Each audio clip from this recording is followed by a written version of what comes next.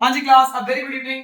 तो आइए क्लास, आज आगे कंटिन्यू करते हैं हम class 9 chapter journey inside the atom. तो क्लास कल वाली क्लास में जो लास्ट टॉपिक करा था वो था वैलेंसी, वैलेंस इलेक्ट्रॉन और वैलेंसी सब पढ़ा था हमने। अब इसके आगे बढ़ते हैं। मैंने आपको बताया था कि भैया एक चीज देखो, मैंने आपको क्या चीज बताई थी, मैंने आपको बताया था कि भाई कोई भी एटम होता है, ये देखो एटम के बीच में होता है न्यूक्लियस। क्या होता है? न्यूक्लियस। आप सभी जानते हैं न्यूक्लियस।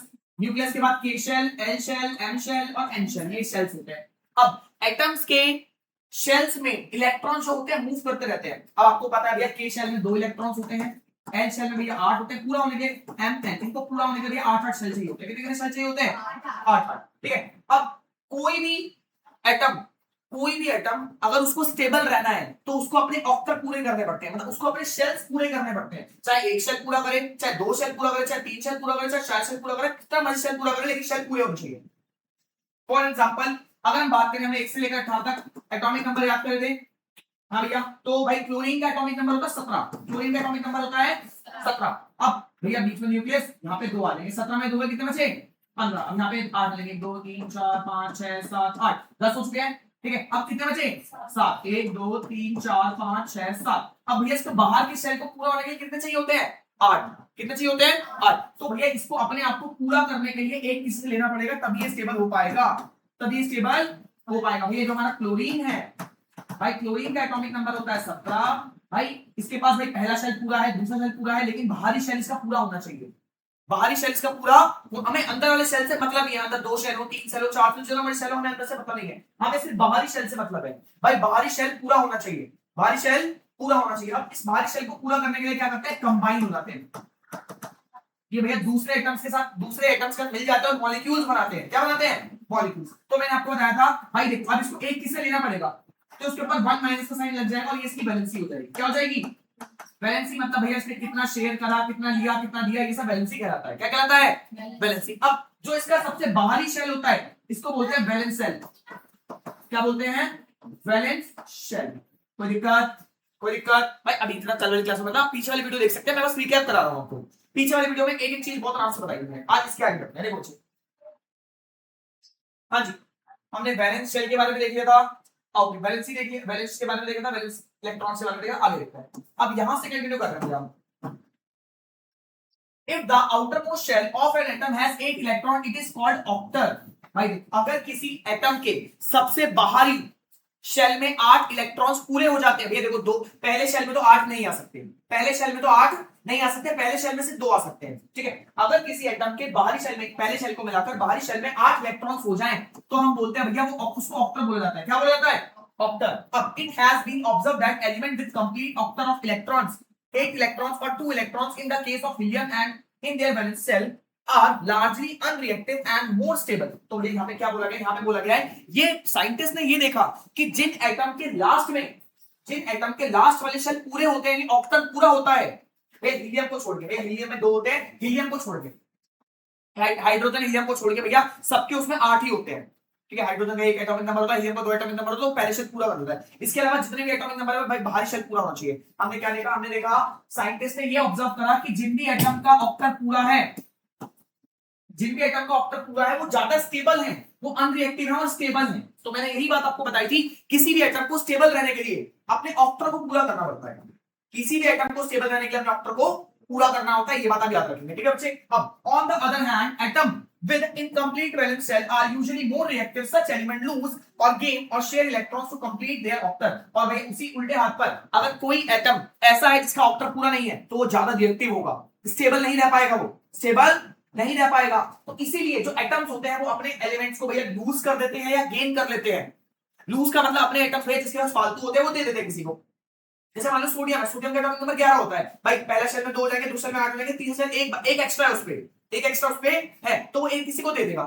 ठीक है, अब क्लोरीन, भाई क्लोरीन पे एक कम है, क्लोरीन का 17 होता है, एक कम होता है क्लोरीन पे, तो क्लोरीन एक ले लेता है। ठीक है, तो ये एटम्स अपने आप को स्टेबल बनाने के लिए क्या करते हैं? गेन कर देते हैं, या फिर देखो कोई लूज कर देता है, मतलब अपने एलिमेंट्स को, इलेक्ट्रॉन्स को छोड़ देता है, कोई गेन कर ले लेता है, कोई शेयर करता है, ताकि वो कंप्लीट हो सके, ताकि वो कंप्लीट हो सके। तो हमने बहुत अच्छी चीज पढ़ी है, देखो बहुत इंपॉर्टेंट चीज पढ़ी है। हमने देखा भाई देखो, आपको बस क्या याद रखना है, आपको बस ये चीज याद रखनी है।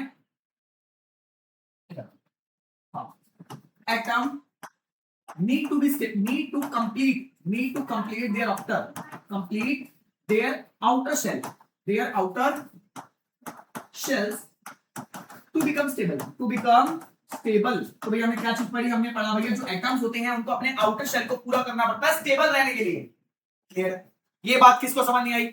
एटम्स को अपने आउटर शेल को पूरा करना पड़ता है स्टेबल रहने के लिए। किस लिए? स्टेबल रहने के लिए। किस लिए? स्टेबल रहने के लिए। ठीक है, अब भाई ये देखा गया जिनका आउटर शेल कंप्लीट नहीं होता वो अनस्टेबल होते हैं। ठीक है, एटम्स whose outer shell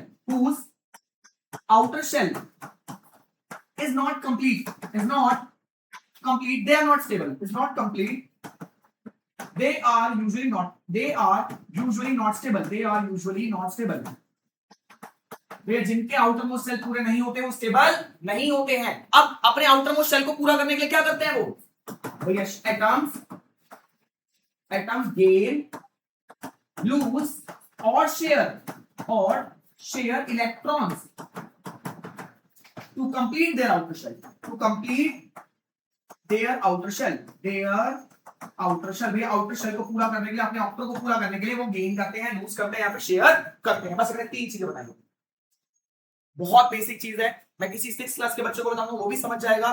क्या बताया भैया? एटम्स के पास शेल्स होते हैं, एटम्स को अपने बाहरी शेल को पूरा करना पड़ता है भैया। अब ये नहीं भैया 4 शेल पूरे करने पड़ेंगे, 2 शेल पूरे करने पड़ेंगे, ये फर्क नहीं पड़ता, बस आउटर शेल पूरा होना चाहिए। बेसिक से आपके पास एक ही शेल है, आउटर शेल पूरे होने चाहिए। अब नहीं तभी वो स्टेबल रह पाएगा, वरना वो स्टेबल नहीं रह पाएगा। अब भाई जिनके आउटर शेल पूरे नहीं होते वो अनस्टेबल होते हैं, स्टेबल नहीं होते, वो बहुत ज्यादा रिएक्टिव होते हैं। ठीक है भाई, अगर शेयर करने कहने का मतलब वो स्टेबल रहने के लिए एटम्स को गेन करते हैं, लूज करते हैं और शेयर करते हैं। क्लियर है? इलेक्ट्रॉन्स को आउट समझ आ रहा है? ओके, आगे the number of electrons gain, loss और share to complete the octet is called the valency. अब कितने इलेक्ट्रॉन्स को लिया, कितने इलेक्ट्रॉन्स को दिया, कितने इलेक्ट्रॉन्स को शेयर करा, इस नंबर को वैलेंसी बोलते हैं। क्या बोलते हैं? वैलेंसी। भाई कितने इलेक्ट्रॉन्स को लिया, कितने इलेक्ट्रॉन्स को दिया, इसको वैलेंसी बोलेंगे। तो इस हिसाब से भैया सोडियम की वैलेंसी कितनी होगी? 1। ये सोडियम का एटॉमिक नंबर 17 होता है, पीछे बताया था ना। 17 में से पहले में 2 आ जाते हैं, दूसरे में 8 होता है, पहला शेल पूरा है, दूसरे में पूरा, तीसरे में 1, तीसरे में 7 आते हैं। कितने आते हैं? स्टेबल रहने के लिए 8 चाहिए, तो 1 लेना पड़ेगा, तो उसकी वैलेंसी कितनी होगी? 1। और भाई लिया है तो माइनस का साइन लग जाएगा, 1 माइनस। क्लियर है? सोडियम की वैलेंसी कितनी हो जाएगी? सोडियम का एटॉमिक नंबर 11 होता है, पहले में 2 आ जाएंगे, दूसरे में 8 हो जाएंगे, तीसरे में 1 फालतू है तो 1 दे देगा, तो उसकी वैलेंसी कितनी हो जाएगी? 1 प्लस। क्लियर है? ओके, समझ आ रहा बच्चे? अब इस चीज को भी लिखना है, इस चीज को याद रखना भाई। इसके बाद में आगे क्या पढ़ा? इसका तुमने आगे पढ़ा the number of electrons gain, lose और शेयर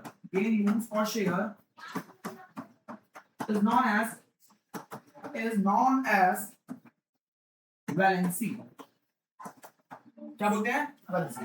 अभी नहीं आ रहा मम्मी मैं? आगे देखो, ऑफ द एलिमेंट, देखो generally in the element has fewer than 4 electrons in its valency shell, it tends to lose electrons to complete its octal and become stable। अब देखो मान लीजिए जिन भी एटम्स के पास भैया आउटर शेल में 4 से ज्यादा होते हैं तो वो जनरली लूज करते हैं। क्या करते हैं? और सॉरी वो गेन करते हैं। भाई जिसके पास मान लीजिए 5 है तो भाई 5 देना आसान होगा, 3 इलेक्ट्रॉन्स लेना आसान होगा, 3 लेना। तो भैया 5 देने की बजाय वो 3 ले लेते हैं, 5 लेने की बजाय वो 3 ले लेते हैं। अब किसी को 6 है तो उसके 2 कम है, तो भाई 6 देना आसान होगा, 2 लेना आसान होगा, 2 लेना आसान होगा। ठीक है, इस बात का ध्यान रखना। किसी के पास 7 है तो ऑब्वियस सी बात है भैया 1 लेना आसान होगा 7 देने से। ठीक है, तो साथ में तो यहाँ पे एक स्लाइड में आपको ये बोला गया है भाई जिस एटम के आउटर मोस्ट शेल में वैलेंस शेल में भैया 4 से ज्यादा इलेक्ट्रॉन्स होते हैं वो जनरली ले लेते हैं, गेन कर लेते हैं। क्या कर लेते हैं? Gain. On the other hand, if the number of valence electron is more than 4, it tend to gain electron to complete its octal। तो इससे उल्टा अगर 4 से कम है तो वो दे देते हैं। भाई मान लो किसी के आउटर मोस्ट शेल में 1 है तो वो देना पसंद करेगा, 7 लेना बहुत मुश्किल है, 1 दे देगा। किसी के आउटर मोस्ट शेल में 2 है तो 6 लेना बहुत मुश्किल है, 2 देना आसान हो तो 2 दे देगा। 3 है तो भाई 3 लेना आसान, 5 लेना आसान होगा, 3 दे देगा। ठीक है, तो इस बात को सामने यहाँ पे देखते हैं। अब तो हमने क्या चीज और देखी? हमने देखा भैया देखो अगर आउटर मोस्ट शेल में, हम आउटर मोस्ट बना रहे हैं, आउटर मोस्ट में 4 से ज्यादा होंगे, 1 2 3 4 से ज्यादा होंगे तो वो गेन करेगा। भाई देखो आउटर मोस्ट शेल में हैज मोर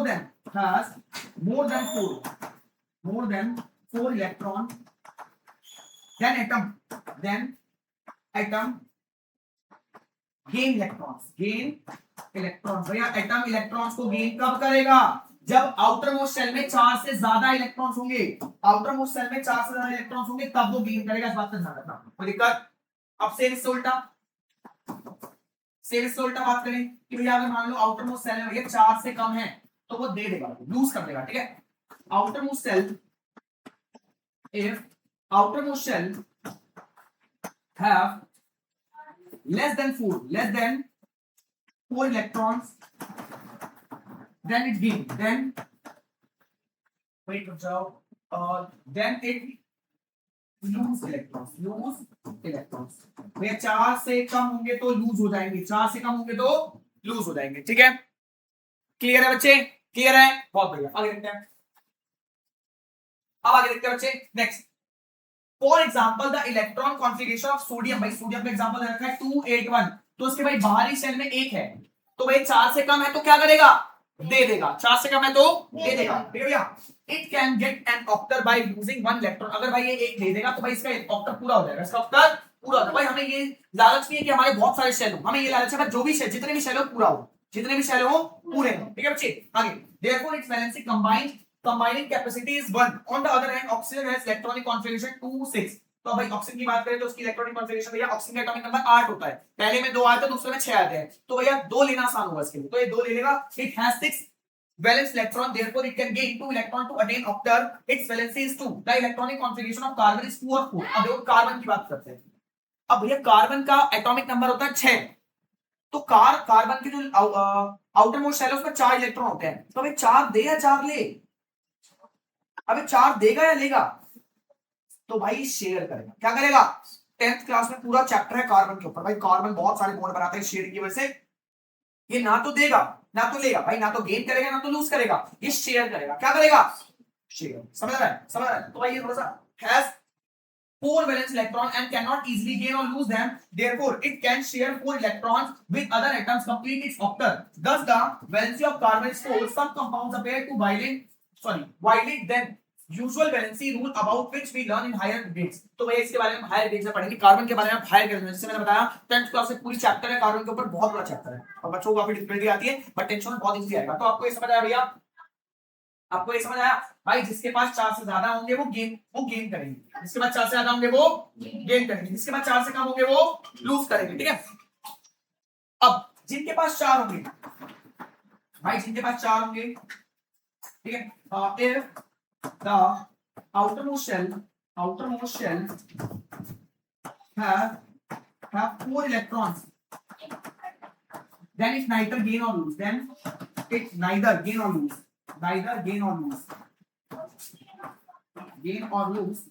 share electrons। तो भैया अगर आउटर मोस्ट शेल में भैया 4 होंगे तो ना तो वो गेन करेगा ना तो लूज करेगा, वो शेयर करेगा। क्या करेगा? भैया इस पे क्वेश्चन आ सकता है, क्योंकि भैया आगे क्लास में इसी के बारे में पढ़ने वाले, तो उसके ऊपर क्वेश्चन आ सकता है यार इस बात पर, ठीक है बच्चे। आगे, अब can you predict what happened to atom that already has 8 electrons in their outermost shell except the element with 1 shell only, where only 2 electrons are possible? Will they still lose or gain electrons? अब ये बताइए कि मान लीजिए किसी का electron अपने आप पूरा, जैसे नियॉन है, नियॉन का एटॉमिक नंबर कितना है? 10। किसका एटॉमिक नंबर ये बताओ? नियॉन का 10 है। तो अब 10 भाई नियॉन के साथ क्या होता होगा? भाई नियॉन तो अपने आप ही पूरा है, तो भाई पहले में 2 आ जाएंगे, दूसरे में 8 आ जाएंगे, तो पूरा है ये तो भाई ये तो ना तो लूज करता है ना तो गेन करता है, ये अपने आप में स्टेबल है, ये अपने आप में स्टेबल है, ठीक है बच्चे। अब आगे देखो, electron atoms which have 8 elements, 8 electrons on which have 8 electrons,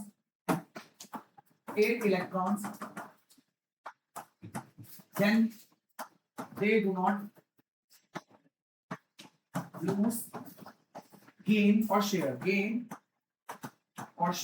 they are stable, भैया अगर ऑलरेडी उसके पास 8 होगा तो ना तो वो गेन करेगा ना तो लूज करेगा, वो पहले से स्टेबल है, वो पहले से। भाई समझ आ रहा है? एक एक पॉइंट इंपॉर्टेंट है, याद रखना। अभी समझ नहीं आएगा आगे दिक्कत आएगी, ध्यान रखना। मैं दोबारा बताऊंगा, पहले पूरा पैराग्राफ दोबारा बताऊंगा उसके बारे में, ठीक है। इधर देखो, अब Examine table 8.4, add one more column it and write down the common valency of each of the element. You have learned that all the atoms of an element have the same number of electrons and the protons. तो आप ये जान चुके हैं कि भैया इधर देखो आपको भाई टेबल जो दे रखा है 8.4 एक सेकंड टेबल 8.4 पीछे रखा होगा एक सेकंड हाँ भैया ये टेबल 8.4 दे रखा है तो भैया आपको इनकी वैलेंसी निकालनी है क्या निकालनी है भाई वैलेंसी दे रखी है आपको इनकी वैलेंसी दे रखी है वैलेंसी मतलब भाई इसके आउटरमोस्ट सेल में 1 होगा इसके आउटरमोस्ट सेल में 2 होगा इसके आउटरमोस्ट सेल में भैया ऐसे होंगे इसकी वैलेंसी दे रखी है भैया कि इनके शेल्स में कैसे कैसे बंटवारा होगा जो इलेक्ट्रॉन्स है वो कैसे शेल में बंटे होंगे दे रखा है ऑलरेडी क्लियर है तो हम यहां से पता लगा सकते हो कौन अपने आप में स्टेबल है कौन कैसा है आप खुद जान सकते हो इसके बारे में ठीक है बच्चे आगे देखते हैं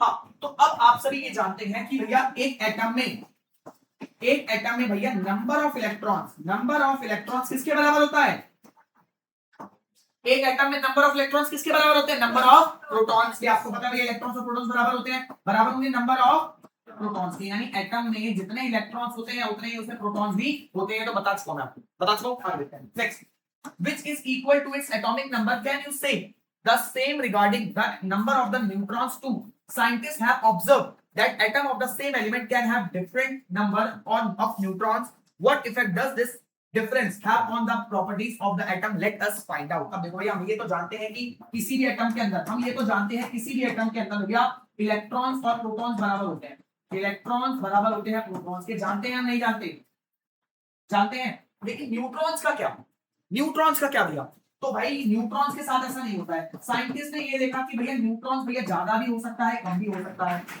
न्यूट्रॉन ज्यादा भी हो सकता है कम भी हो सकता है इलेक्ट्रॉन की मुकाबले क्लियर भाई इलेक्ट्रॉन और प्रोटॉन तो बराबर होते हैं ये दोनों भाई हैं 10 रुपए इलेक्ट्रॉन को ले जाएंगे 10 रुपए प्रोटॉन को भी ले जाएंगे ठीक है लेकिन न्यूट्रॉन भैया अलग है न्यूट्रॉन का भैया हिसाब किताब अलग है हो सकता है इसको 1 रुपया भी ना ले जाए हो सकता है उसको 100 रुपया मिल जाए ठीक है एग्जांपल लेकिन इलेक्ट्रॉन तो ज्यादा होता है ना इलेक्ट्रॉन्स और प्रोटॉन्स की संख्या बराबर होती है हमारे एटम में लेकिन जो प्रोटॉन्स होता है ठीक है बच्चे ऊपर अभी हाईलाइट भी दिखाऊंगा पूरा हाईलाइट दे रखी है चीज फाइनल टर्म के लिए बहुत इंपॉर्टेंट क्वेश्चन है फाइनल टर्म के लिए ठीक है अब बच्चे आगे देखते हैं अब a deeper look inside atomic structure तो भाई एटॉमिक स्ट्रक्चर के बारे में थोड़ी और चीज देखते हैं पहला टॉपिक हम पढ़ रहे हैं भाई आइसोटॉप्स इंपॉर्टेंट है इंपॉर्टेंट डाल लेना बच्चे आप लोग देखो बच्चे आइसोटॉप्स क्या होता है Dalton proposed that all atom of an element are identical and have the same mass ठीक है but scientists later discovered that there was atoms of the same element that could have the same number of protons yet have different number of neutrons and thus different mass number a equal to p plus n0 these twin atoms with the same atomic number but different atomic mass number are called isotopes अब देखो isotopes क्या होता है इसके बारे में समझेंगे हाँ भैया तो डाल्टन सर ने हमें क्या चीज बताई थी इस बात को देखिए भैया यहाँ पे समझो भाई डाल्टन सर ने हमें बताया था कि जैसे मान लीजिए यहाँ पे भी ऑक्सीजन का एटम है यहाँ पे भी ऑक्सीजन का एटम है तो दोनों का एटॉमिक मास बराबर होगा दोनों का एटॉमिक मास दोनों का मास नंबर बराबर होगा इधर देखिए हाँ भैया तो हमने क्या देखा हमने पाया कि अगर दो सेम एटम है भाई ये भी ऑक्सीजन है और ये भी ऑक्सीजन है ठीक है अगर भाई दोनों के एटॉमिक नंबर बराबर हैं इसमें भी एटॉमिक नंबर बराबर है इसमें एटॉमिक नंबर बराबर मान लो दोनों के एटॉमिक नंबर 8 है तो इनका मास नंबर भी बराबर होगा बराबर होगा लेकिन बाद में जब साइंटिस्ट भाई ये हमें डाल्टन जी ने बोला था कि सेम एलिमेंट के एटम बराबर होते हैं सेम एलिमेंट के एटम भाई देखो दो ऑक्सीजन के एटम है भाई दोनों का एटॉमिक नंबर सेम है तो एटॉमिक मास नंबर भी सेम होना चाहिए था लेकिन जब ये डाल्टन सर ने बोला भाई एटॉमिक नंबर सेम है तो मास नंबर भी सेम होगा एटॉमिक नंबर सेम है तो मास नंबर भी सेम होगा भाई एटॉमिक नंबर 8 तो मास नंबर भी सेम होगा ठीक है लेकिन बाद में साइंटिस्ट ने क्या देखा भाई बाद में साइंटिस्ट ने ये डिस्कवर करा the same element that there were atoms भाई कुछ ऐसे भी एटम्स हैं of the same element भाई सेम एलिमेंट के एटम्स हैं could have the same number of protons जिनके पास भाई सेम नंबर ऑफ प्रोटॉन्स यानी एटॉमिक नंबर सेम है yet could have different mass of neutrons and thus have different mass number तो कहने का मतलब कुछ ऐसे इलेक्ट्रॉन भाई जैसे आपको यहाँ पे दिखा रखा है कुछ ऐसे इलेक्ट्रॉन्स हैं कुछ ऐसे एटम्स हैं भाई सेम एलिमेंट की बात कर रहे हैं मान लिया हम ऑक्सीजन की बात कर रहे हैं मान लीजिए ऑक्सीजन भाई ऑक्सीजन का एक एटम यहाँ पर है ऑक्सीजन का एक एटम यहाँ पर है भाई इसका भी एटॉमिक नंबर 8 है इसका भी एटॉमिक नंबर 8 है तो डाल्टन सर ने बोला था एटॉमिक नंबर सेम है तो मास नंबर भी सेम होगा, एटॉमिक नंबर सेम है तो मास नंबर भी सेम होगा। लेकिन बाद में ये रिसर्च हुई, बाद में ये पाया गया कि भाई कुछ एटम्स ऐसे होते हैं जिनका भैया एटॉमिक नंबर सेम होता है, सेम एटॉमिक नंबर भैया एटॉमिक नंबर सेम होता है बट डिफरेंट मास नंबर, लेकिन मास नंबर अलग होता है, डिफरेंट मास नंबर। ये एटॉमिक नंबर सेम है लेकिन मास नंबर अलग है। कैसे याद करो भैया, देखो आप और आपका दोस्त भैया दोनों सेम टाइम पढ़ाई करते हो, आप भी 2 घंटे पढ़ाई करते हो, आपका दोस्त भी 2 घंटे पढ़ाई करता है, यानी एटॉमिक नंबर सेम है, एटॉमिक नंबर सेम, लेकिन रिजल्ट अलग अलग आ रहा है। लेकिन रिजल्ट तुम्हारे आ रहे 30 नंबर, उसके आ रहे 45 नंबर 50 में से। ठीक है भाई, दोनों सेम टाइम में पढ़ रहे हो, तुम भी 2 घंटे पढ़ रहे हो, वो भी 2 घंटे पढ़ रहा है, लेकिन रिजल्ट में फर्क आ रहा है। रिजल्ट में तो उसको आइसोटॉप्स बोलेंगे। एटम की भाषा में एक ही एलिमेंट के, भाई अलग अलग एलिमेंट की बात नहीं कर रहा, एक ही एलिमेंट की बात कर रहा हूं। मान लो ऑक्सीजन ले लिया, गोल्ड ले लिया, आयरन ले लिया, एल्यूमिनियम ले लिया, एल्यूमिनियम ले लिया, मान लो एल्यूमिनियम लिया, एल्यूमिनियम के 2 एटम उठा लिए मैंने देखा दोनों में सेम नंबर ऑफ प्रोटॉन्स है, दोनों में सेम नंबर ऑफ प्रोटॉन्स है, इसमें भी भाई उतने प्रोटॉन्स है, उतने भी उतने प्रोटॉन्स है, भाई एटॉमिक नंबर सेम है दोनों का, एटॉमिक नंबर, लेकिन मास नंबर अलग है, लेकिन मास नंबर अलग है। तो ऐसे एटम्स जिनका एटॉमिक नंबर सेम होता है लेकिन मास नंबर अलग होता है, उनको बोलते हैं आइसोटॉप्स। क्या बोलते हैं? ऐसे एटम्स जिनका एटॉमिक नंबर सेम होगा लेकिन मास नंबर अलग होगा, उसको क्या बोलेंगे? आइसोटॉप्स। क्या कोई दिक्कत? समझ आ रहा है? Same atomic number different mass number, same atomic number different mass number, same atomic number different mass number. Clear? अगले अब आगे बढ़ते हैं भाई इसके बारे में। भाई यहाँ पे आपको एग्जांपल दे रखा है भैया, देखो ए है भैया, उसके प्रोटॉन की संख्या न्यूट्रॉन की संख्या है भैया, और ऐसे दोनों को ट्विन एटम्स बोलते हैं। क्या बोलते हैं? Twin atoms. क्या बोलते हैं? Twin atoms. ठीक है भैया, twin atom. Atomic number same है, दोनों सेम टाइम पे पैदा हुए हैं, लेकिन फिर भी दोनों का मास नंबर अलग अलग है भैया। ठीक है, दोनों का वेट अलग अलग है, हम बोलेंगे ट्विन प्राइम। क्लियर है? अभी ट्विन एटम्स। अब let us take hydrogen as an example. Naturally अपनी hydrogen is a mixture of 3 different isotope, H11 99%, H12, ठीक है, and H13 in trace. All of these contain 1 protons each, whereas deuterium contain 1 neutrons and tritium contain 2 neutrons. Can you guess how many electrons each of the isotopes have? अब हम example ले रहे हैं hydrogen का। हाँ भैया, हम एक एग्जांपल ले रहे हैं हाइड्रोजन का। देखो हाइड्रोजन किस तरह से भैया, देखो भाई आप सभी को पता है हाइड्रोजन का एटॉमिक नंबर होता है 1। हाइड्रोजन का एटॉमिक नंबर होता है 1, यानी इसमें एक ही प्रोटॉन है, इसमें एक ही प्रोटॉन है। देखो ये हमने बना दिया हाइड्रोजन का बना रखा है। देखो हाइड्रोजन में एक प्रोटॉन है, एक प्रोटॉन, ठीक है। अब एक प्रोटॉन है तो उसके न्यूक्लियस में भी एक ही इलेक्ट्रॉन, एक ही न्यूट्रॉन है। भाई देखो एक प्रोटॉन, अब प्रोटॉन और एक न्यूट्रॉन है भैया, तो ये इसका एटॉमिक नंबर कितना हो जाएगा? भाई देखो एक एटॉमिक नंबर है, एक मास नंबर, और दो खत्म नहीं होगा, तो एक एटॉमिक नंबर एक ही मास नंबर। हाइड्रोजन का भैया एक ही एटॉमिक नंबर एक ही मास नंबर, ठीक है। ऐसे को बोलेंगे हम प्रोटियम। क्या बोलेंगे? प्रोटियम। अब भाई यहाँ पे कैसा हो गया? एक एटॉमिक नंबर 2 मास नंबर, ऐसे को बोलेंगे ड्यूटीरियम। ड्यूटीरियम क्या बोलेंगे? भाई एक एटॉमिक नंबर 2 मास नंबर। और एक हाइड्रोजन ऐसा भी पाया जाता है कि भैया एक एटॉमिक नंबर और 3 मास नंबर। तो भैया हाइड्रोजन के एटम 3 तरीके से पाए जाते हैं। हाइड्रोजन के एटम भाई हाइड्रोजन के एटम 3 तरीके से पाए जाते हैं भाई। सेम भाई एक एटॉमिक नंबर एक मास नंबर, एक एटॉमिक नंबर 2 मास नंबर, एक एटॉमिक नंबर 3 मास नंबर, ठीक है। तो एक एटॉमिक नंबर एक मास नंबर को बोलेंगे हम प्रोटियम। क्या बोलेंगे? प्रोटियम। क्या बोलेंगे? प्रोटियम। एक एटॉमिक नंबर 2 मास नंबर को क्या बोलेंगे? ड्यूट्रियम। क्या बोलेंगे? ड्यूट्रियम। और एक एटॉमिक नंबर 3 मास नंबर को बोलेंगे हम ट्राइटियम। क्या बोलेंगे? ट्राइटियम। तो भैया हमने ये समझा कि अगर हम सेम एलिमेंट लें, फॉर एग्जांपल अगर मान लो कि ये गोल्ड का बना हुआ है, तो गोल्ड एक एलिमेंट है, गोल्ड एक एलिमेंट आपने देखा भाई, एटॉमिक नंबर 18 कुछ उसका, ठीक है। अब गोल्ड को मैंने तोड़ लिया भाई, इसके 2 एटम मैंने अलग अलग कर लिए, इसके 2 एटम मैंने अलग अलग कर लिए। फॉर एग्जांपल मेरे पास मुझे शक्तियां हैं कि मैं इसके एटम को तोड़ सकता हूं, मैंने इसके एटम को तोड़ दिया, मैंने इसको साइड में रख दिया, साइड में मेरे पास 2 एटम आ गए। इमेजिन करो मैं जान के सुमाई मैं तुम्हें सब चीजें दिखा पा रहा हूं, तो भाई 2 एटम तोड़ लिए मैंने, ठीक है। अब मैंने रिसर्च करी, इसके अंदर भैया एटॉमिक नंबर, इसका एटॉमिक नंबर और इसका एटॉमिक नंबर सेम है दोनों का। भाई इसमें जितने प्रोटॉन्स थे उतने भी इसमें भी उतने प्रोटॉन्स है, दोनों का एटॉमिक नंबर सेम है। लेकिन जब मैंने और रिसर्च करी तो मैंने देखा भाई इसमें न्यूट्रॉन्स कम है, इसमें न्यूट्रॉन्स ज्यादा है, जिससे क्या हुआ? इसका मास नंबर कम हो गया, इसका मास नंबर ज्यादा हो गया। भाई समझ इधर इधर देखो, इधर देखो, इधर। हाँ भाई मैंने लिया गोल्ड जो कि एक एलिमेंट है। क्या है भैया? एलिमेंट है। अब मैंने अपनी शक्तियों का इस्तेमाल करके गोल्ड के 2 एटम्स को तोड़ लिया। भैया एटम 1 नाम दिया इसका नाम दिया एटम 2, इसको प्यार से हम चुन्नू बोलेंगे, इसको प्यार से हम मुन्नू बोलेंगे, ठीक है। अब मैंने अपनी शक्तियों का इस्तेमाल करके पता लगाया कि भैया चुन्नू के पास, मैंने अपनी शक्तियों का इस्तेमाल करके बता दिया चुन्नू का जो एटॉमिक नंबर है, चुन्नू का जो एटॉमिक नंबर का मतलब number of protons, number of protons. भाई चुन्नू का जो एटॉमिक नंबर है वही एटॉमिक नंबर मुन्नू का भी है, सभी एटॉमिक नंबर वही है, यानी दोनों के एटॉमिक नंबर सेम। भाई इसमें भी नंबर ऑफ प्रोटॉन्स है, नंबर ऑफ प्रोटॉन्स में भी सेम। लेकिन मैंने और जब रिसर्च करी, भाई मेरे को ये पता दोनों के एटॉमिक नंबर सेम है, चुन्नू मुन्नू के एटॉमिक नंबर सेम है, लेकिन जब मैंने और शक्तियों का इस्तेमाल करा तो मैंने देखा भैया इसमें जो नंबर ऑफ न्यूट्रॉन्स है, नंबर ऑफ न्यूट्रॉन्स है वो कम है, और इसमें जो नंबर ऑफ न्यूट्रॉन्स है वो ज्यादा है, ठीक है। ये चीज आती है जिससे क्या हुआ, इनके मास नंबर में फर्क आया, तो इससे भैया इसका मास नंबर कम हुआ, इसका मास नंबर भैया कम हो गया, और इसका मास नंबर जो था वो ज्यादा हो गया।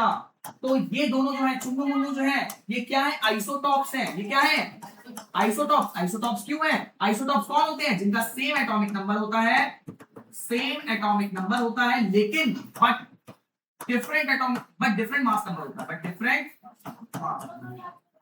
Different mass.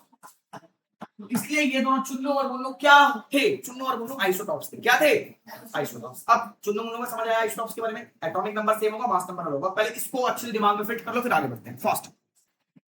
हाँ जी, अब जब मैंने आपको जो हाइड्रोजन का एग्जांपल दिया था उसको समझ लो। हाइड्रोजन के भी भैया 3 आइसोटॉप्स हमें अभी तक पाए गए हैं, साइंटिस्ट को पाए गए हैं भैया। उन तीनों का नाम क्या क्या है, प्रोटियम, ड्यूट्रियम और ट्राइट्रियम। भैया प्रोटियम किस तरीके से होता है, H11 भैया, एक एटॉमिक नंबर और एक ही मास नंबर। ड्यूट्रियम कितना होता है भैया, H12, एक atomic number 2 mass number. Tritium कैसा होता है भैया, H13, एक एटॉमिक नंबर और 3 मास नंबर। क्लियर है। आगे ये है आइसोटॉप्स ऑफ हाइड्रोजन। भैया इसके ऊपर क्वेश्चन आ सकते हैं, याद रखना आप भैया। आगे the chemical properties of isotopes are similar. Do you know why? It is so because they have the same number of electrons and the same electronic configuration. As you have learned, chemical properties depend mainly on the number of valence electrons. अब देखो भैया, जो isotopes होते हैं उनकी property same होती है। Isotopes की जो केमिकल प्रॉपर्टी होती है वो सेम होती है। क्यों, क्योंकि भैया इनका एटॉमिक नंबर सेम होता है, इनके अंदर भैया प्रोटॉन्स की संख्या बराबर होती है, और इनका इलेक्ट्रॉनिक कॉन्फ़िगरेशन भी सेम होता है। और आपको पता है कि जो केमिकल प्रॉपर्टीज आती है वो भैया प्रोटॉन्स और इलेक्ट्रॉनिक कॉन्फ़िगरेशन से आती है, यानी पहले शेल में कितने हैं, दूसरे शेल में कितने हैं, तीसरे शेल में कितने हैं, चौथे शेल में कितने हैं, इससे, और कितने प्रोटॉन्स है उसके अंदर, इससे केमिकल प्रॉपर्टीज आती है। भैया गोल्ड इतना चमकदार है, गोल्ड पे कभी रस्ट नहीं लगता, तो ये उसकी केमिकल प्रॉपर्टी किस वजह से आई, या उसके नंबर ऑफ प्रोटॉन्स की वजह से, उसके अंदर कितने प्रोटॉन्स है, और उसकी वैलेंसी की वजह से।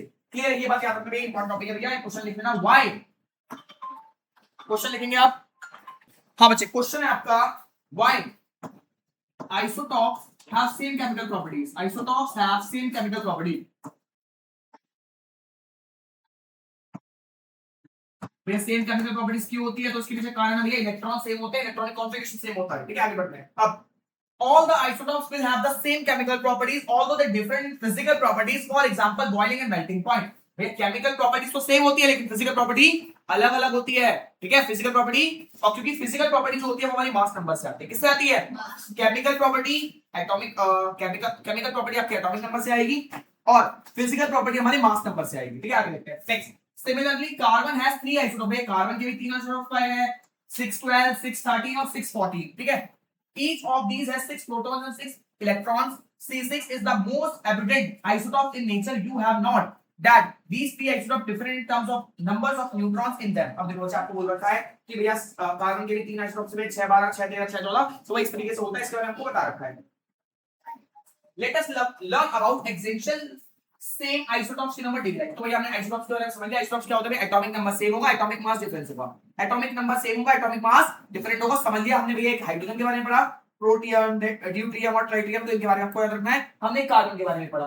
ठीक है, हमने एक चीज और पढ़ी भैया कि एटॉमिक नंबर सेम होने की वजह से केमिकल प्रॉपर्टी सेम होती है, और एटॉमिक मास अलग होने की वजह से फिजिकल प्रॉपर्टी अलग अलग होती है। समझ रहा, क्या मैंने जो बोला वो समझ आया। एटॉमिक नंबर सेम होने की वजह से केमिकल प्रॉपर्टी सेम होती है, एटॉमिक मास अलग अलग होने की वजह से केमिकल फिजिकल प्रॉपर्टी अलग अलग होती है। कोई दिक्कत, कोई दिक्कत। एटॉमिक नंबर से क्या पता चलेगा भैया, इधर भाई, एटॉमिक नंबर से क्या मिलता है, केमिकल प्रॉपर्टीज क्या मिलता है, और सबके एटॉमिक नंबर सेम होते हैं तो सबकी केमिकल प्रॉपर्टीज सेम होती है। मास नंबर से क्या मिलता है, फिजिकल प्रॉपर्टीज क्या मिलता है, फिजिकल मतलब उनकी बनावट दिखावट ये सब चीजें। तो भैया ये अलग अलग होता है तो फिजिकल प्रॉपर्टी अलग अलग, फिजिकल प्रॉपर्टी अलग अलग। अब आपको कुछ ऐसे आइसोटॉप्स के बारे में बता रहा हूं जो बहुत ही ज्यादा इंपॉर्टेंट होते हैं हमारे लिए, अगर वो नहीं होते तो बहुत दिक्कत हो जाती। ठीक है भैया, आपसे क्वेश्चन आएगा right the use of isotopes, तो आइसोटॉप्स पूछेंगे और यूज से पूछेंगे, तो इसके बारे में आपको यहाँ पे लिखना है। देखो भैया, अब some isotopes have special properties, they are useful in various fields, some of the applicant of isotopes are, अब ये कुछ isotopes के यूज बता रहे हैं। देखो अच्छा, ये uranium is an isotope of uranium is used as a fuel in nuclear reactor of generate electricity in nuclear power plants। और जो भाई न्यूक्लियर पावर प्लांट्स होता है ना, जहां पे न्यूक्लियर वेपन्स बनाए जाते हैं, न्यूक्लियर बहुत बड़ी बड़ी पावर जनरेट की जाती है, तो उसके लिए भी यूरेनियम के आइसोटॉप्स का इस्तेमाल किया जाता है। यूरेनियम के आइसोटॉप का न्यूक्लियर रिएक्टर में एनर्जी प्रोडक्शन के लिए, न्यूक्लियर रिएक्टर में एनर्जी प्रोडक्शन के लिए याद होता है इस बात का। आगे, अब cobalt, radio active isotope of cobalt is used in radiation treatment for cancer. भैया कैंसर के ट्रीटमेंट के लिए, कैंसर के ट्रीटमेंट के लिए भैया कोबाल्ट के आइसोटोप का इस्तेमाल किया जाता है। तो जो कैंसर की दवाइयां आजकल बनती है ना, वो कोबाल्ट के आइसोटोप्स के इस्तेमाल से बनती है वो। ठीक है, तो भैया हमने देखा यूरेनियम के आइसोटोप का इस्तेमाल किसमें करते हैं, न्यूक्लियर रिएक्टर में, और कोबाल्ट के रिएक्टर का इस्तेमाल करते हैं कैंसर ट्रीटमेंट में, इतनी बड़ी बीमारी के लिए इसका इस्तेमाल किया जाता है, तो बहुत ज्यादा इंपॉर्टेंट है। आगे आपसे देखिए एमसीक्यू का क्वेश्चन आएगा, name the isotope used for treatment of cancer. भैया ये एमसीक्यू रिपीट है बहुत ज्यादा, तो इस बात से आपको याद रखना भैया। ठीक है, कोबाल्ट, ठीक है भाई, ये भी याद रखना है। आगे, isotope of iodine is used to treat goitre thyroid cancer. अब भाई गोइटर आप बीमारी जानते हैं भैया, गोइटर क्या होता है, गला फूल जाता है, कब क्यों होती है, आयोडीन की कमी से होती है। तो आयोडीन के एक आइसोटॉप से इसको ट्रीट कर देता है, इसको सही कर देता है। तो भैया आयोडीन मतलब गोइटर बीमारी से गोइटर बीमारी के लिए किस आइसोटॉप का इस्तेमाल करते हैं, आयोडीन के आइसोटॉप का।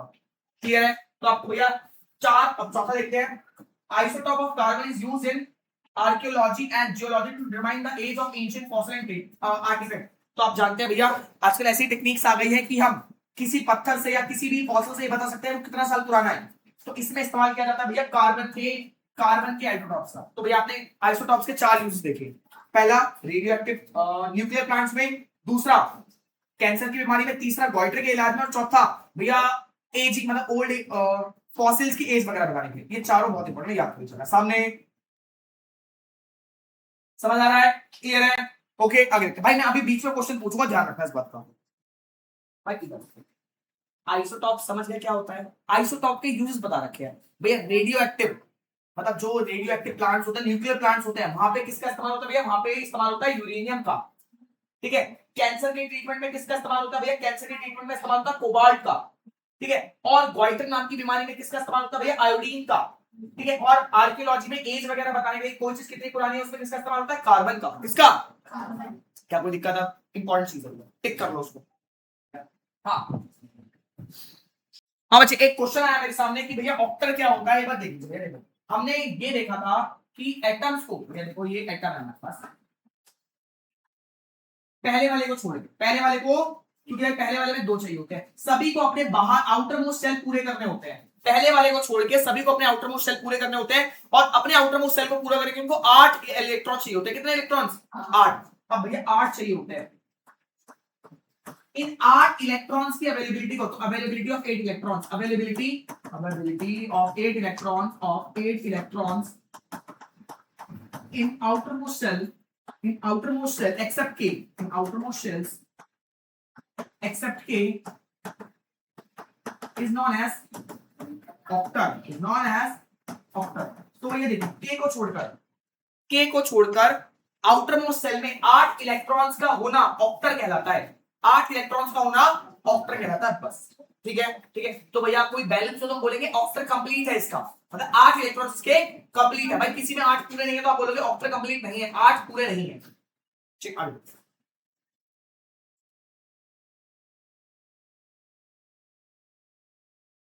अब आगे देखते हैं एवरेज एटॉमिक मास। देखो अब chlorine occur in nature in 2 isotopic form, one isotope has a mass 35 U, भाई ये U होता है भैया, इसमें एटॉमिक मास को नापते हैं इसमें, and the other has a mass of 37 U, they occur in the ratio 3:1। This raise an interesting question, should we consider the mass of chlorine atom to be 35U और 37U। अब देखो इससे क्या बोला, आपको बोला कि क्लोरीन जो है, क्लोरीन का दो मास पाए जाते हैं भैया, एक 35U, एक 37U। और हमें दे रखा है जो क्लोरीन का मास होता है वो 3:1 की फॉर्म में होता है। किस रेशो में होता है? 3:1 की फॉर्म में। दोबारा से मैंने आपको क्या बताया, मैंने आपको बताया भैया क्लोरीन के दो एटॉमिक मास हैं, एक 35U, एक 37U।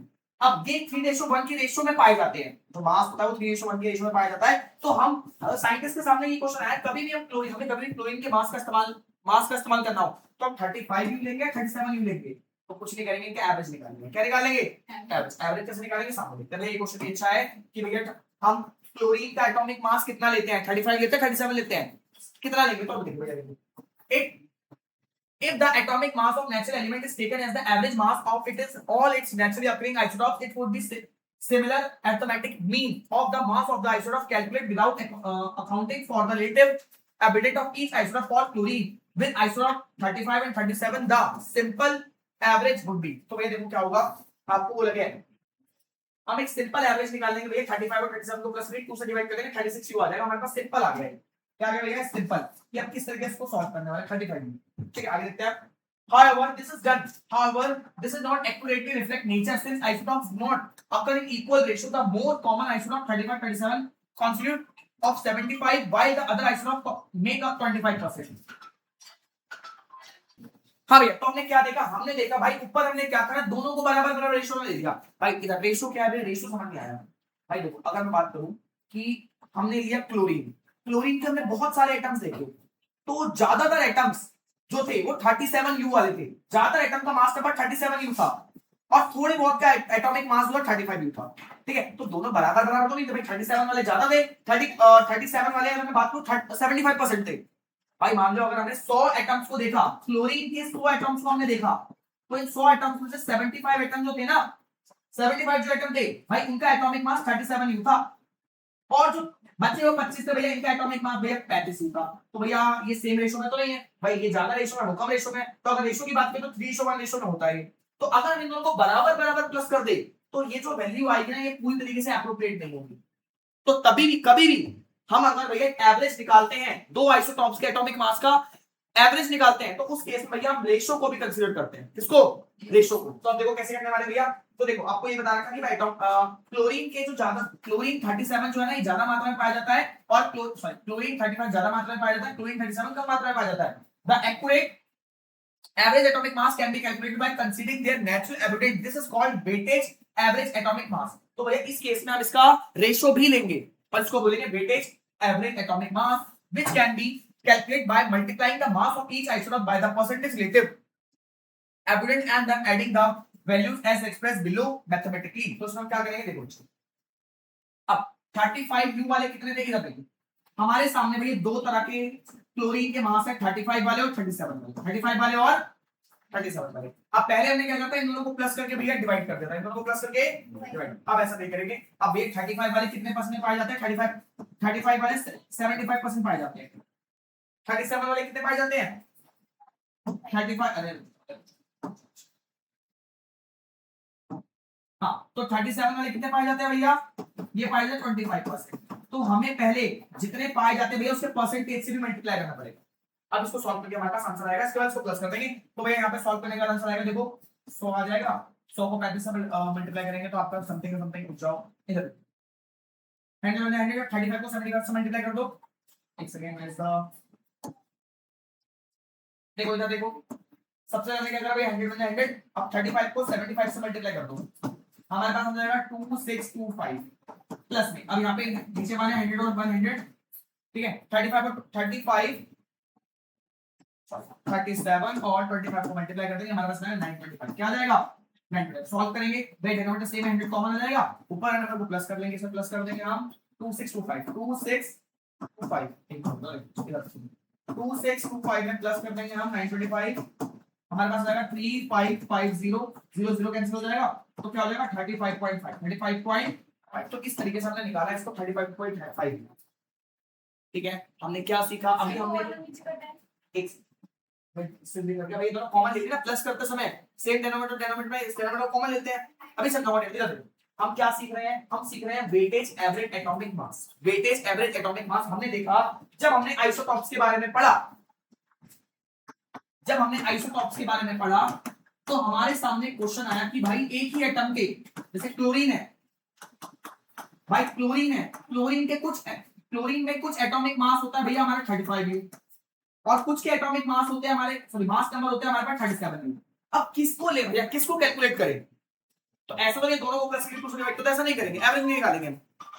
तो हमारे सामने क्वेश्चन आएगा भैया अगर किसी एक एलिमेंट के अलग अलग मास नंबर होते हैं तो जब हम सॉल्व करेंगे तो हम कौन सा मास नंबर लेंगे?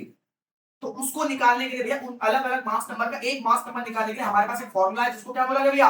Average waiting method. जो अगर सिंपल हमने बोले तो उसमें क्या करते हैं, हमने लिखा भैया अगर मैं क्लोरीन के सारे एटम देखूं तो ये वाला जो 35 यू वाला है 75% पाया जाता है, और ये 37 यू वाला ये कितना पाया जाता है? ये 25% पाया जाता है। तो अब इसको कैलकुलेट कैसे करेंगे? देखो सबसे पहले इन दोनों को प्लस करना है, इन दोनों को प्लस, भैया 35 यू वालों को और 37 यू वालों को प्लस करना है। अब 35 वाले कितने पाए जाते हैं भैया? 75%। 37 वाले कितने पाए जाते हैं? 25%। अब भैया इसको सॉल्व करने के बाद आपके पास आंसर आ जाएगा 35.5 यू। तो इसको आप लोगे एवरेज, ये लोगे कॉमन। कोई दिक्कत? काफी इंपॉर्टेंट क्वेश्चन है, ठीक है। एक क्वेश्चन लिखा, एक क्वेश्चन लिखो, describe which mass number is considered, mass number is considered for chlorine which found in 70 which found in 3:1। भाई क्लोरीन का भैया कौन सा मास नंबर हम लेंगे जो 3:1 में पाया जाता है? फास्ट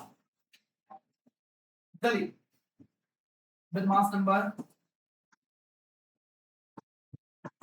35 यू एंड 37 यू, कौन सा लेंगे?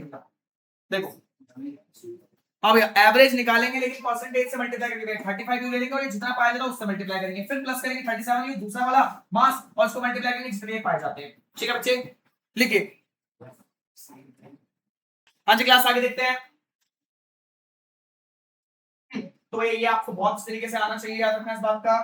नेक्स्ट पेज पे बढ़ते हैं। हाँ, अब this does not mean that any one atom of chlorine has a fractional mass of 35 U. It means if you take say 1 million chlorine atom, they will contain 7.5 lakh 1735 and 2.5 lakh 1737 atom with a weighted average atomic mass of 35.5 U. इसका मतलब ये नहीं है कि भैया हर atom का atomic mass 35.5 U होगा। इसका मतलब ये है कि अगर आप एक मिलियन क्लोरीन एटम को ले रहे हो तो उसमें से भैया कितने जो होंगे भाई? 7.5 लाख 35 वाले होंगे और 2.5 लाख 37 वाले होंगे, और अगर इनका एवरेज लें तो भैया वो 37.5 होगा। क्लियर है? क्लियर है? तो भैया इस चीज को आपको ध्यान रखना है भैया, जब एक ही एटम के अलग अलग एटॉमिक मास है तो एटॉमिक मास को कैसे कैलकुलेट करते हैं? इस तरीके से एटॉमिक मास को कैलकुलेट करा जाता है। This comparison showed that the simple average ignore evident whereas the weight average accurate reflect the mass of the element as appeared in the nature। तो आपको ये बता रखा है कि भैया इस तरीके से आप निकाल सकते हो, अगर अलग अलग मास नंबर है तो सब निकाल सकते हो। हालांकि आप कहोगे भैया 37 और 30 मतलब 35 और 36 में क्या फर्क है? आधे 0.5 का तो फर्क है। तो भैया एक में तो कोई फर्क नहीं पड़ रहा। इधर देखो, हमने जब एवरेज निकाला तो 36 आया था, कितना आया था? लेकिन अभी जो हमने निकाला तो 35.5 आया। तो आप बोलोगे भैया 0.5 का तो फर्क है, क्या फर्क पड़ता है? तो भैया एक में कोई फर्क नहीं पड़ता, लेकिन जब 1 मिलियन लोगे तो बहुत फर्क पड़ेगा। जब 1 मिलियन एटम्स लोगे तो बहुत ज्यादा फर्क पड़ेगा, याद रखना। ठीक है, तो यही बोल रखा है कि भैया जब एब्सोल्यूट मात्रा में लोगे, बहुत बड़ी मात्रा में लोगे, एक एटम लिया तो 0.5 कुछ नहीं होता, अप्रॉक्सिमेट 2 चल जाएगा। लेकिन जब किसी को 1 मिलियन हो जाएगा तो भाई 0.5 को 1 मिलियन से मल्टीप्लाई करोगे तो भाई बहुत बड़ा नंबर आ जाएगा, बहुत बड़ा डिफरेंस आ जाएगा, याद रखना। इसलिए हम भाई एवरेज नहीं लेते, इस तरीके से कैलकुलेट करते हैं। क्लियर है बच्चे? आगे देखते हैं। पॉज एंड पॉइंटर सारे एक क्लास में कराऊंगा, टेंशन नॉट। अब you have learned that the atomic number have the same atomic number but different mass number are called isotope। तो isotope क्या होता है समझ चुके हो। But if the same mass number but different atomic number whereas are such atom called, let us find out। अब देखो यार इससे उल्टा पढ़ रहे हैं। अब अभी देखा मास नंबर अलग अलग थे, एटॉमिक नंबर सेम थे। अब इससे उल्टा होगा, मास नंबर सेम है, एटॉमिक नंबर अलग अलग है। मास नंबर सेम है, एटॉमिक नंबर अलग अलग है, उसको बोलेंगे आइसोबार्स। क्या बोलेंगे?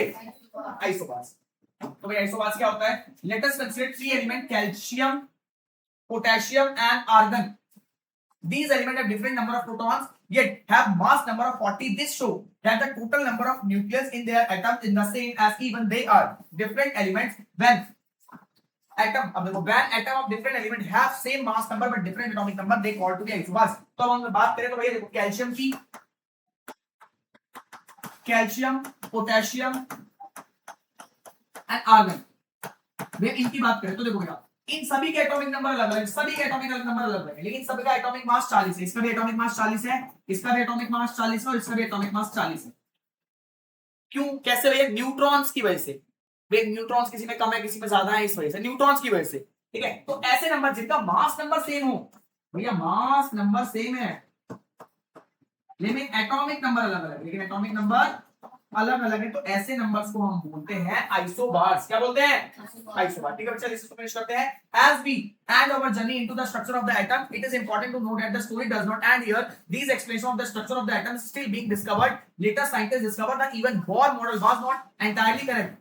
Electrons do not follow well-defined path like the fixed Bohr orbit. Today, we understand the exit of electrons clouds around the nucleus. We can predict regional where they are most likely to be most exactly when they are. You will learn all these details in higher grades. The journey of exploring the mysteries of atom is far over an exciting discovery still ahead. तो भैया अभी तक हमने जितना पढ़ा finish नहीं था। हमने बॉर मॉडल के बारे में पढ़ा, बॉर ने बताया एक फिक्स पाथ में घूमते रहते, तो ये भी सही नहीं है। अभी भी इनके बारे में डिस्कस चल रहा है और रिसर्च इनके बाद भी हुए, तो इन सब आगे के रिसर्च को आप आगे क्लास में पढ़ोगे। क्लियर है? ये नहीं कि यहीं पे खत्म कर दिया, आगे भी बहुत सारे रिसर्च हुए थे इनके बारे में एटम्स को लेकर। ये नहीं कि भैया जे थॉमसन मॉडल पढ़ लिया, रदरफोर्ड मॉडल पढ़ लिया, बॉर मॉडल हो गया। भाई बॉर मॉडल के बाद भी बहुत सारे साइंटिस्ट आए, उन्होंने अपने एक्सपेरिमेंट दिए और इससे भी बहुत ज्यादा अच्छे से एक्सपेरिमेंट दिए, तो उनके बारे में आप हाई क्लास में पढ़ोगे। क्लियर है बच्चे? तो क्या हमारा चैप्टर फिनिश हो गया है? ओके बच्चे, तो वेरी, अब देखो ये डाल्टन, इधर देखो, तो इसके बाद भी आपको बोलते हैं बहुत सारे मॉडल आए। डाल्टन एटॉमिक थ्योरी के बाद थॉमसन मॉडल आया, फिर रदरफोर्ड मॉडल आया, फिर बॉर मॉडल आया, फिर आगे आया भाई मॉडल एटॉमिक नंबर, फिर अभी भी चल रहा है भाई, इसको बोलते हैं क्वांटम मैकेनिक मॉडल। तो ये भी आया भाई, ये आप 11th क्लास से पढ़ोगे क्वांटम मैकेनिक मॉडल। ठीक है, और भी अभी डिस्कस चल रही है, रिसर्च चल रही है। क्लियर है बच्चे? आपको याद है सबसे पहले डाल्टन, भाई डाल्टन एटॉमिक, डाल्टन जी ने बताया, उसके बाद ये जे थॉमसन ने, फिर रदरफोर्ड ने, फिर बॉर ने, फिर अभी जो उसके बाद आया मॉडर्न एटॉमिक मॉडल बोलते हैं, क्वांटम मैकेनिक मॉडल के नाम से जाना जाता है इसको। ठीक है, इन सब की बात। क्लियर? इसके बारे में आप पढ़ोगे नेक्स्ट क्लास में। तो गाइस चैप्टर आपको फिनिश हो चुका है। कल वाली क्लास में हम इसके सारे पॉज एंड पॉइंटर आगे इसके क्वेश्चन करेंगे, फिर चैप्टर फिनिश होगा। दो क्लास हो, संडे तक आपका चैप्टर फिनिश। क्लियर बच्चे? बाय बाय, मिलते हैं नेक्स्ट वीडियो में।